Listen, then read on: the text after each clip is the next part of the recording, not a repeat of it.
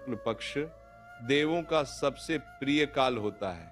ये वो समय है जब 4 माह की योग निद्रा के बाद देवता फिर से जागृत होते हैं। लेकिन इस चतुर्दशी की विशेषता यह है कि ये केवल जागरण नहीं है, ये तो स्वयं ईश्वर से मिलन है। कथा आती है वाराणसी की, गंगा तट पर। जब समस्त दिशाएं शांत थीं, तब भगवान शंकर ने हरि का स्मरण किया।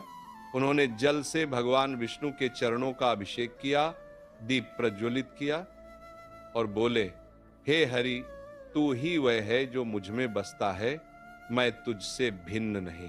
तभी श्री हरि ने अपने शंख को लिया, महादेव के चरणों में चढ़ाया और कहा, हे देव, तू ही मुझ में है, तेरे बिना मैं पूर्ण नहीं।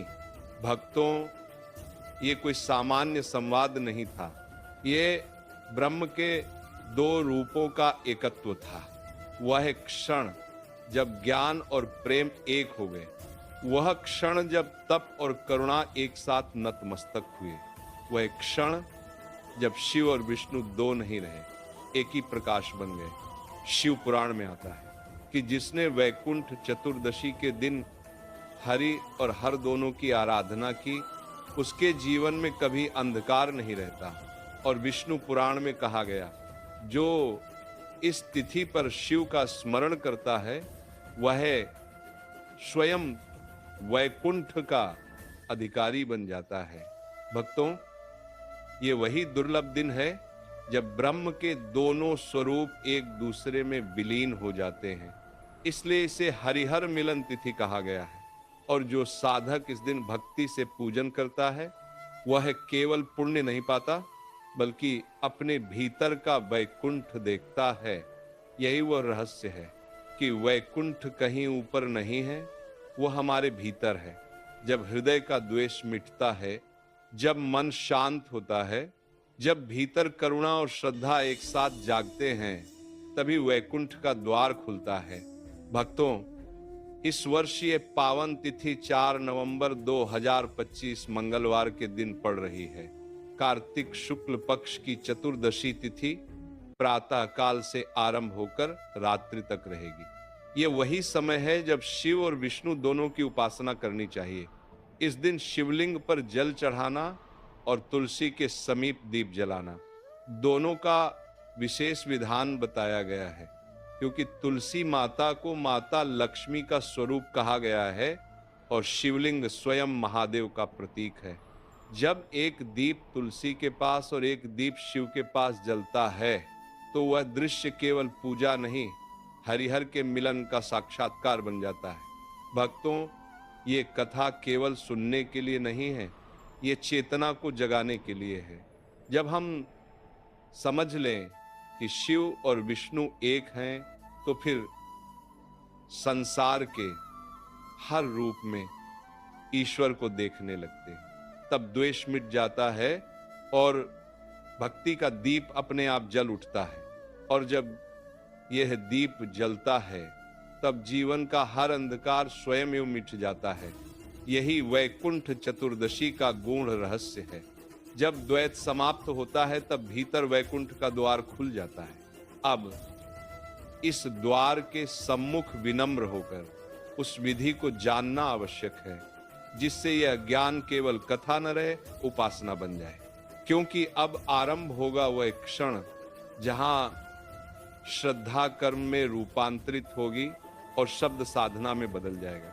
और अब भक्तों, जब यह भाव भीतर जाग गया, जब समझ आ गया कि वैकुंठ बाहर नहीं भीतर है, तो अब समय है उस उपासना को जानने का, जिससे यह अनुभूति कर्म में बदल जाए। प्रातः काल जब पूर्व दिशा में हल्की सी लाली दिखने लगे, जब सूर्य की पहली किरण धरती को स्पर्श करे, तब स्नान करिए गंगा जल, तुलसी जल या स्वच्छ निर्मल जल से। ये स्नान केवल शरीर का नहीं होता, ये मन के विकारों को भी धो डालता है।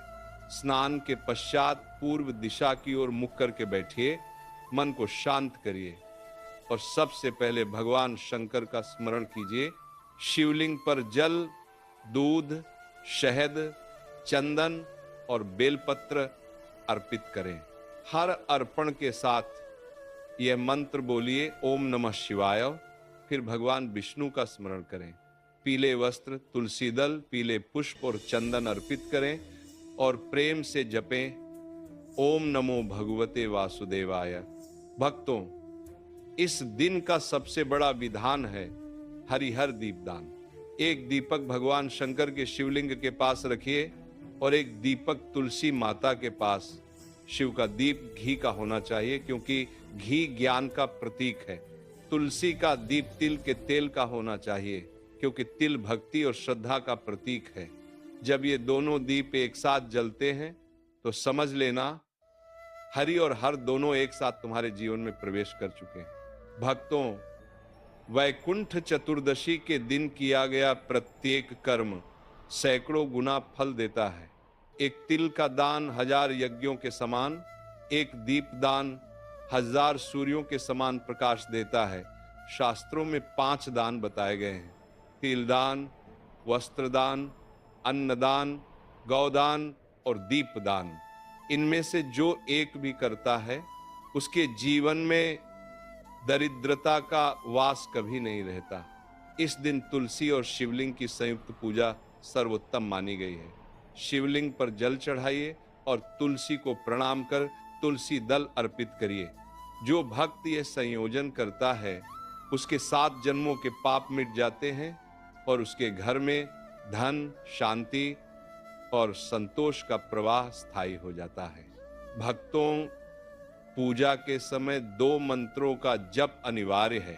पहला ओम नमः शिवाय, दूसरा ओम नमो भगवते वासुदेवाय। दोनों मंत्रों की एक एक माला जपें। ये जप शरीर में ऊर्जा और आत्मा में शांति भर देता है। इस दिन कुछ नियमों का पालन करना अत्यंत आवश्यक है। क्रोध, झूठ और किसी का अपमान, इनसे दूर रहें। तुलसी का पत्ता उसी दिन मत तोड़िए, एक दिन पूर्व ही तोड़ लें और पवित्र जल से धोकर रखें। रात्रि में अनाज न खाएं, फलाहार करें और सबसे बड़ी बात, पूरे दिन मौन में रहें क्योंकि मौन में ही ईश्वर की वाणी सुनाई देती है। इस वर्ष 2025 में वैकुंठ चतुर्दशी के दिन अत्यंत दुर्लभ योग बन रहे हैं।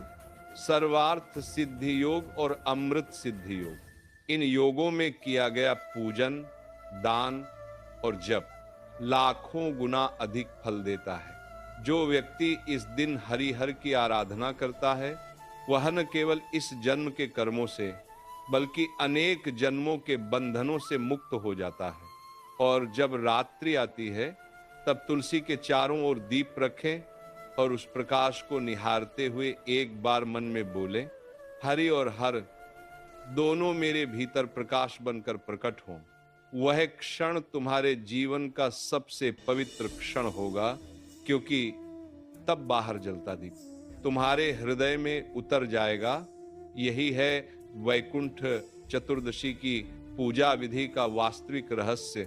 ये कोई कर्मकांड नहीं, ये आत्मा की शुद्धि का माध्यम है। और जब आत्मा शुद्ध हो जाती है तब वही वैकुंठ तुम्हारे भीतर उतर आता है। और जब तुलसी के दीपक की लौ चारों दिशाओं को आलोकित करती है तो वह केवल प्रकाश नहीं, एक मौन उपदेश बन जाती है कि ईश्वर का द्वार बाहर नहीं, तेरे भीतर खुल चुका है। भक्तों, अब सुनिए उस दिव्य रहस्य को जिसे जानने से यह तिथि केवल पर्व नहीं, साधना बन जाती है। प्रातः काल जब आकाश नीला हो और वायु में ओस की गंध हो तब स्नान करिए और स्नान के पश्चात मन को स्थिर कीजिए। सर्वप्रथम शिवलिंग पर जल और दूध चढ़ाइए, फिर तुलसी के समीप दीपक जलाइए। ये दोनों क्रियाएं एक साथ करने से ज्ञान और भक्ति का संगम होता है। शिव का तप और विष्णु का प्रेम एक साथ जागते हैं।